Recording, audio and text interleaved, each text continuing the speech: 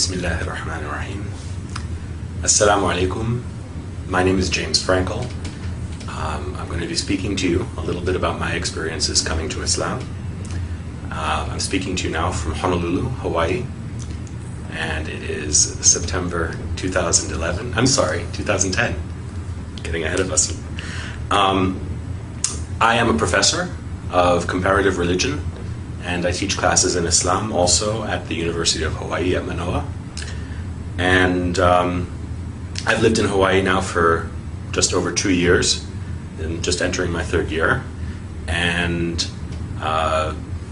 some brothers asked me if I could speak about my experiences, so hopefully, inshallah, I can do this today, and if this is helpful to anybody, may Allah give us all hidayah. As I said, I came to Hawaii 2 years ago. Before that, I lived in New York City.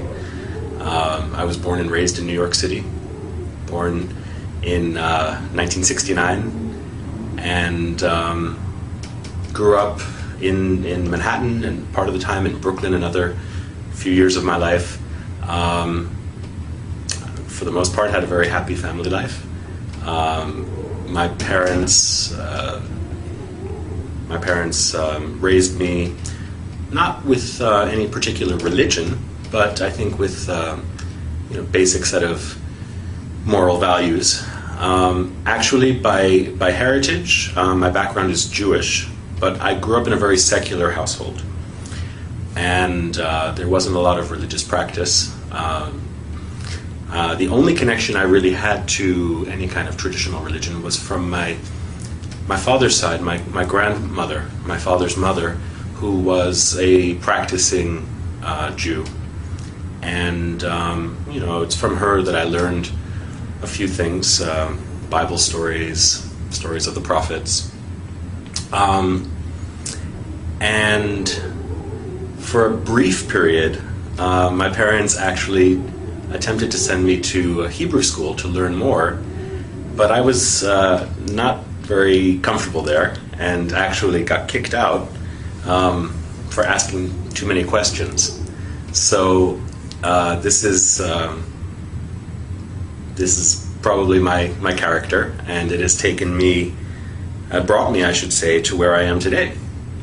As a professor and as a Muslim, I continue to ask a lot of questions. So I grew up in this way, without any real religious foundation, and this continued through my life into my late teens, and I was actually at the age of 13. I had two experiences that are worth mentioning. One, I read the Communist Manifesto of Karl Marx and decided that I was a communist at age 13. I thought the values were sound, and I thought the philosophy was potentially beneficial to people. Also at that time, I suppose this might be one of the earliest exposures to Islam that I can remember. My best friend at that time was from Pakistan. I went to an international school, so I had friends from all over the world. I had a Pakistani friend who gave me a copy of the Quran and thought that it would be, he wanted me to read it. He said, "I don't want you to go to hell." And of course, at that time in my life, thoughts of hell or heaven were not really in my consciousness. And I think I took the book and put it on my shelf, and there it stayed for many years without being opened. A couple of years later, I think I became quite disillusioned as I learned more about the way that communism was actually practiced in many countries in the world. And so I gave up that philosophy as well. And it really wasn't until I entered university that I began to ask the questions that would lead me directly onto this path. I think as a child I was always thoughtful and always wondered about the meaning of life, and those basic questions of why we're here and where we're going, why we suffer. All of those things were always present in my mind even as a child. But as I got older and when I went to university, I focused a lot more on my studies until I had a particular experience. You remember the grandmother that I mentioned before? When I was in university, I was living in Washington, D.C., and I got a phone call from my cousin who was going to school in Maryland. And it was a surprise visit from my grandparents and my aunt and another cousin, and they took me out for dinner. And I spent the evening basically just talking to my grandmother. I told her about my plans to start studying Chinese, which I was doing at the time. I told her about my plans to move back to New York, to transfer to Columbia University. And it was almost as if I saw her and she was giving me her blessing on all of these various decisions that I was making in my life as a young adult. At the end of the evening, I was walking her to her car, and in the parking lot of this restaurant, she turned her ankle and she tripped. And I asked her, "Grandma, are you okay?" And she said, "Don't worry about me. Just worry about yourself." Okay, I thought. And then I continued to walk with her to the car. I opened the door. She got in. I kissed her goodnight. And I said, "Well, I guess the next time I'll see you will be for Thanksgiving when I come back to New York." And she said to me, "God willing." And okay, I didn't think much of it at the time. I closed the door and off they drove. My cousin took me back to my dormitory, and I went to bed. And early the next morning, I got a phone call, and it was my cousin. And I asked him why he was calling so early. And he said, there was no other way to say it. He said, "Grandma died." I said, "Really?" I thought he was joking, maybe. I said, "What are you talking about?" And he explained that she had a heart attack in her sleep. And of course, her final words to me, were echoing in my ears. I said, "I'll see you soon." And she said, "God willing." And I said, "Are you okay?" And she said, "Take care of yourself." So to this day, it was an unexpected visit, and of course an unexpected departure for her. And to this day, I can only wonder, about the meaning of that encounter with my grandmother, who, of course, as I said, was my only link to traditional religion. I went back to New York for the funeral, and it was a traditional Jewish funeral. And the rabbi who was giving the eulogy spoke about my grandmother and said, "Sarah was a rare treasure," he said. "She was like a jewel, and now God has taken this treasure back to him." I said, "Okay." That's what rabbis would say.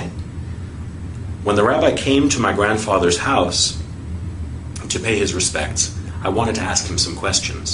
I wanted to ask him questions about certain practices that are practiced in a Jewish home at the time of someone's death. And he told me, "Don't worry about those things." He said, "That's just tradition." I said, "Okay, then how about this? In your sermon, you said that my grandmother, I don't know how well you knew her, but you said that she was taken by God. So where is she? And for that matter, where will I go? Where will you go? Where do any of us go? And why are we here?" And all of those questions that well up in the human heart. And the rabbi, I remember very clearly, he looked at his watch and he said, "I have to go." And I don't think that he realized how angry that made me. I also don't think that he realized at that time that he set me on a course that would lead me to where I am today. Because I became very interested in those questions. And at first, I thought I would try to answer those questions, paying respect to my grandmother's memory. I would try to find a Jewish community where I could answer those questions. But the communities that I found, and again, I was just 18 or 19 years old at the time, the communities that I found were not satisfactory to me. And I asked the question, which I had asked many times as a child, is God only the God of the Jews? There are only 20 million Jews in the world, and yet there are billions and billions of other people. God created them also, right? So I began to study on my own. I began to read the Bible. And that summer, when I was in England, I was there for an internship. There were some Christians, some evangelical Christians, who sort of approached me and wanted to socialize. Of course, they also wanted me to accept their faith. I thought, okay, why not try Christianity? I've never really thought about it. And in reading the Bible, I came to develop a very strong feeling of love and respect for Jesus. But that extra leap that they wanted me to make, to accept Jesus as my Lord and my Savior, was not one that I could do. Jesus for me was more like a big brother. Jesus for me was more like a teacher. Jesus for me was a Jew. And I couldn't accept the claims that they were making about him. But as I said, I did develop a very strong feeling of affection towards him. I thought, okay, I'm not going to find any answers to my questions. On my own, I studied other things. I studied Eastern philosophies, Buddhism. I read the Upanishads.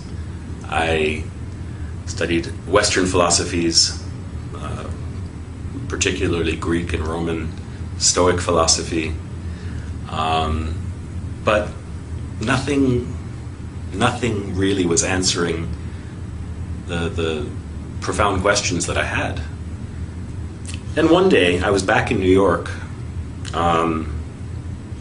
just before I began my semester at my new school. And I was at Times Square, and this was back in the early 1990s. So Times Square was very different than it is today. It was much more seedy, kind of raw place. There were drug addicts and prostitutes, and there were all sorts of religious preachers. And I remember speaking to one guy. I always love to talk to people about religion, often as a skeptic. And there was one guy who was a Jew for Jesus. And he was telling me what he believed, and I had heard it before. To me, it was basically Christianity. And he asked me if I would pray with him. And I said, I'm sorry, I don't believe what you believe. He said, do you believe in God? And I said, I think I do. And he said, then pray with me. We'll just pray to God. And he put his hand on my shoulder, and closed his eyes, and started speaking to the Father.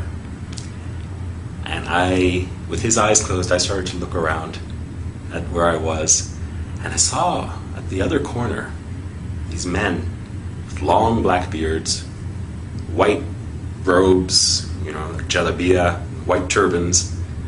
They were African or African American, but they looked like they had walked right off the pages of the Bible.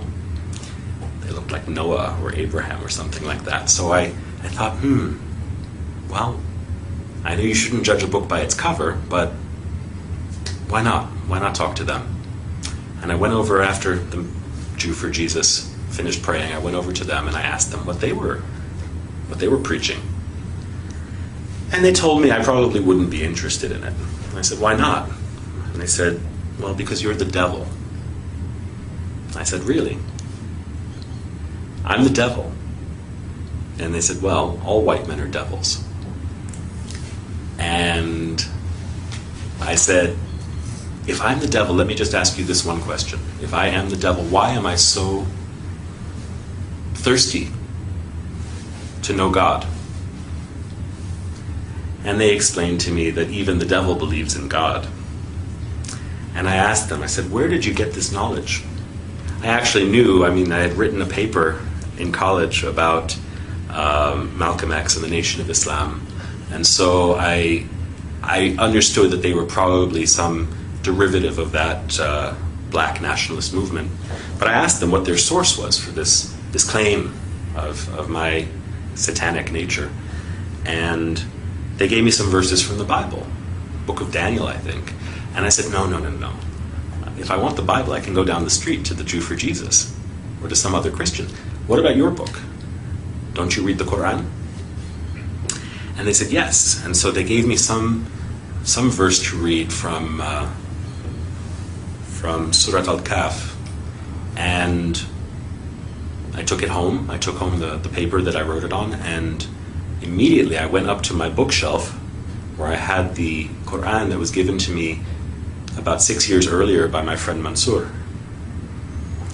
And I started reading. I looked for the passage that they had directed me to, and of course I read it, and there was no indication there that I was the devil or that any other white person was the devil. But since I started reading, I went to the beginning of the book, and I just began to read. And I read, and I read, and I read until I fell asleep with the book in my hands. And the next day, I read, and I read, and I read when I had some free time. And any time I had free time, between classes, when I was commuting to school on the New York City subway, I was just reading the Quran. And it moved me in a way that other books hadn't. Certainly in a way that the Bible didn't. The Quran's directness and the fact that the Lord of the worlds, right, the Creator, as the book describes the author, is speaking directly to you at times, very direct way, very intimately. It moved me in a way that I had not felt before, and I can't tell you where or when exactly. I know that there were times that I would read it, and sometimes I could feel tears in my eyes and running down my face. Sometimes I would read it and the hair on my arm would stand up, or on the back of my neck. And I can't pinpoint precisely the time or the place, but at some point I think that I had realized that I was reading the words of God. Well, around New Year's of that year, this is, I guess, about 1990, January of 1990, I was out with some friends from high school. We were having coffee, and we were just talking about what was going on in our lives. They asked me, what do you believe these days? Because they knew me when I was a communist, and they knew me when I went through many different phases as a young person. And they knew me as someone who didn't really believe in anything. So they asked me, and I said, well, I believe in God. And they said, really? What God? I said, there's only one God.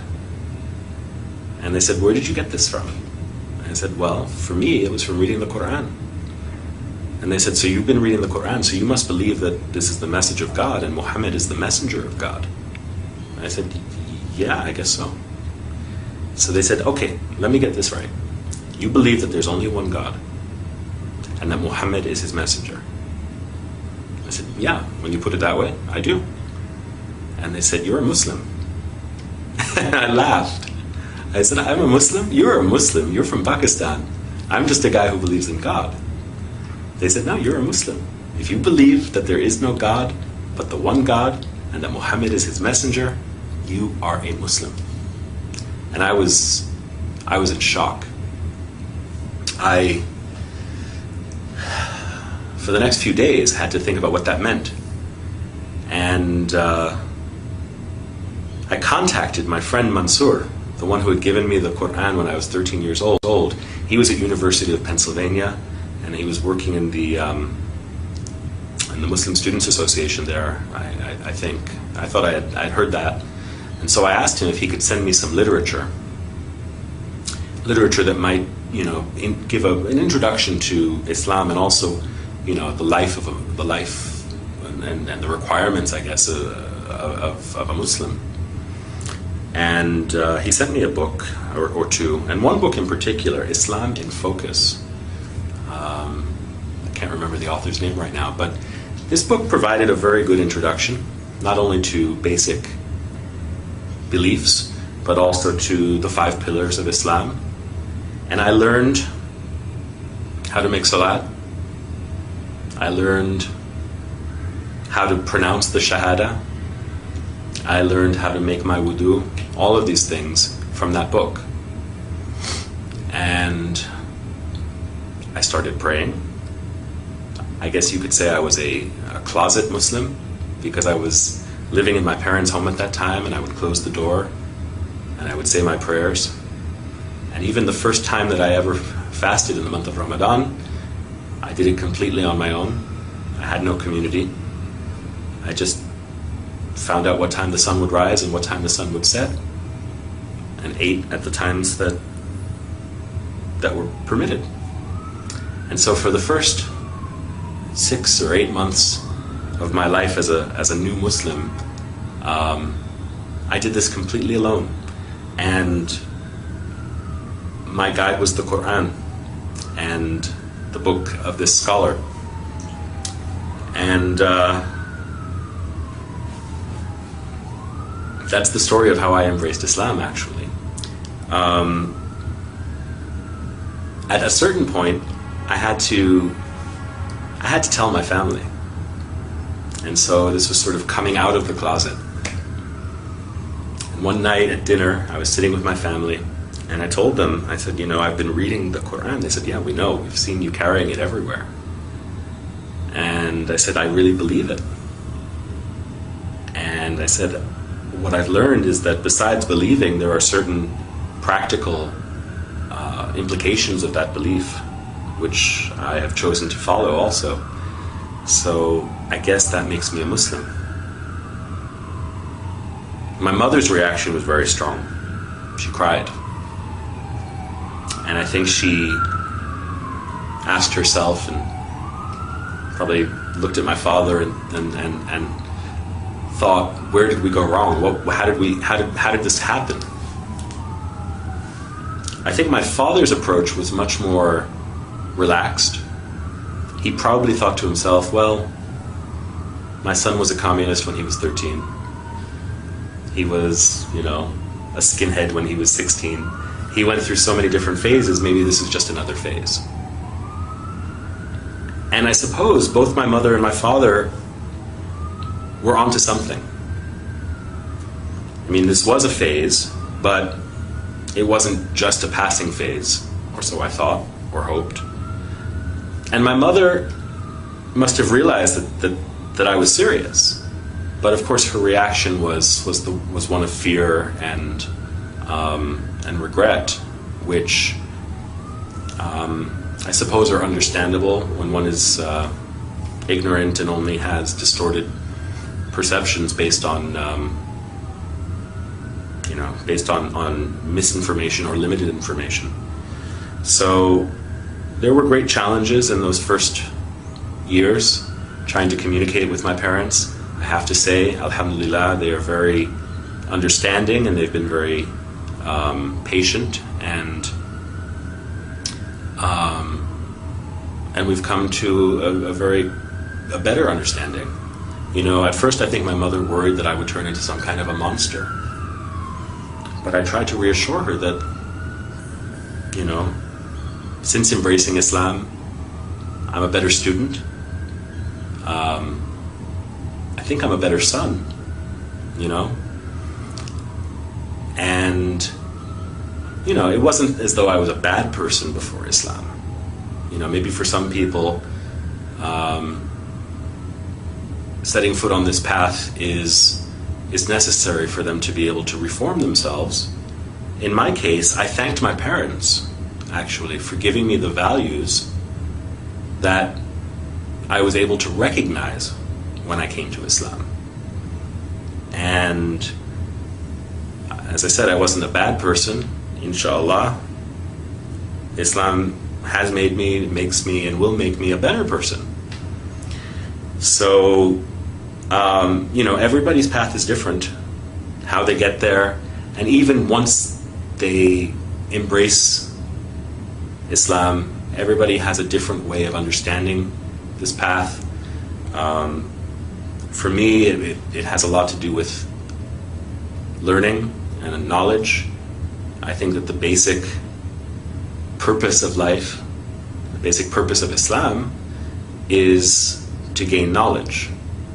Knowledge of ourselves, knowledge of our world, of our universe, and knowledge of our intimate relationship with Allah. So this has propelled me into my career. I don't know that I would be a professor today if I hadn't become a Muslim. I'm not saying that everybody should be a professor, but for me it's been a long journey of learning and now teaching. Along the way I've gained a great respect and appreciation for other religions also, which I don't think I would have had I not had this grounding in Islam.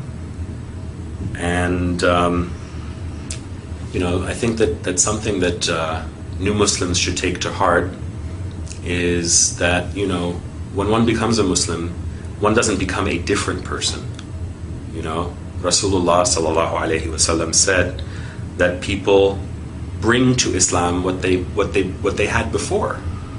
So even among his companions, there were people who had special talents or challenges, and these are ones that they would have to continue to work with or to work on after entering the path. So similarly, I think I can say that's true for me. There are many challenges, and life continues to have its struggles. It just requires patience. For me, this is almost a 20-year journey, and only Allah knows how and where it will end. So my advice to new Muslims, or even to people who have been Muslim for a long time, is just to bear with patience and see what Allah will surprise you with. Not with fear, but with love and with hope. If there are non-Muslims who are hearing me today, I think you owe it to yourself to know as much as you can about the things in the world around you. Islam is certainly present in the world. It's almost unavoidable in the news and in the world around us. And if you don't know any Muslims, probably will at some point. I think it behooves all of us to know each other. So, if you're curious, there are lots of resources out there. If you're in Hawaii, give me a call. I'm at the University of Hawaii at Manoa in the religion department, so if I can be of any help, let me know. And even to those people who are from Muslim families or who are, we can always increase in knowledge and in compassion and in love for each other. So it's that's my wish for all of you, and thank you for listening. With that, I say Assalamu alaikum wa rahmatullahi wa barakatuh.